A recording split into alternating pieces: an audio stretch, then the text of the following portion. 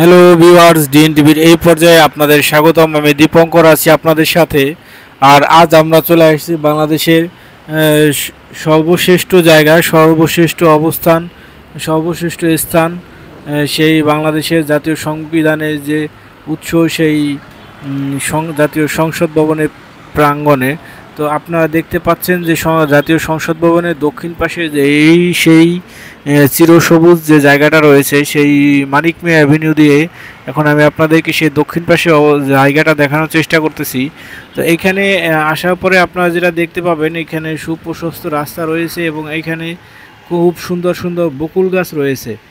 যে বকুল গাছগুলোতে নিচে খুব সুন্দর সিঁড়ি বানানো রয়েছে এবং এখানে বসার জায়গা করা আছে।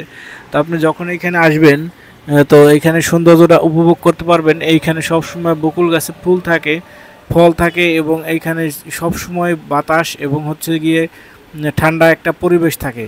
তো ঢাকা শহরে এমন কোনো ব্যক্তি নেই যে ঢাকা শহরে থাকা অবস্থায় সেইখানে ঘুরতে আসে নাই।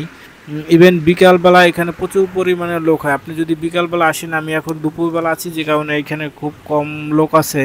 তো বিকালবেলা আসলে পরে আপনি দেখতে পাবেন যে এখানে প্রচণ্ড পরিমাণে লোক আছে এবং এইখানে বিভিন্ন ধরনের হকার পাবেন আপনি, আইসক্রিম, ফুচকা, তারপরে যে চা, পান, সিগারেট, তারপরে এছাড়াও অনেক ধরনের পানি আছে, ঠান্ডা পানীয় জাতীয় বিভিন্ন ধরনের হকার আছে, বাদাম আছে, চটপটি আছে, আনারস আছে, আম আছে।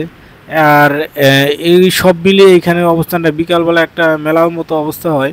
তো এই মুহূর্তে দেখেন আমি যে জায়গাটাতে আছি, এটা একবারে সরাসরি সংসদ ভবনের দক্ষিণ পাশের জায়গাটা দেখতে পাচ্ছেন। সংসদ ভবনটা খুবই সুন্দর একটা জায়গা।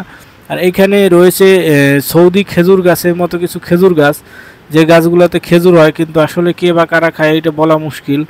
এটা আমি এখন জানি না তথ্যটা, যে কারণে আপনাদেরকে জানাতে পারছি না। তো এইখানে যে জায়গাগুলোটা রয়েছে, সম্পূর্ণ জায়গাটা এক অপরূপ সৌন্দর্যের জায়গা। তো এইখানে আবার একটা ছোট গাছ রয়েছে সংসদ ভবনের সামনে। এইখানটা হচ্ছে আরেকটা সৌন্দর্যের লীলাভূমি। তো এইখানে এমন কোনো মানুষ নেই আমার মনে হয় যে যারা এখানে এসে বসে না।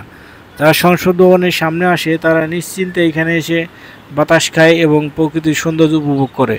তো বন্ধুগণ, আপনি চাইলে অবশ্যই আসতে পারেন এই সংসদ ভবনে, এই দক্ষিণ প্রাঙ্গণে। এবং এর এই উত্তর পাশে রয়েছে আমাদের সেই জিয়া উদ্যান বা চন্দ্রিমা উদ্যান, আপনি সেখানে যেতে পারেন। তার উত্তর পাশে রয়েছে হচ্ছে চিনমূর্তি সম্মেলন কেন্দ্র। তো সব মিলিয়ে এই আগারগাঁও, মানিক মিয়া অ্যাভিনিউ এবং আসাদ গেট, লালমাটি, এই এলাকাটা পুরাটাই একটা সৌন্দর্য লীলাভূমি। ধন্যবাদ সাথে থাকার জন্য।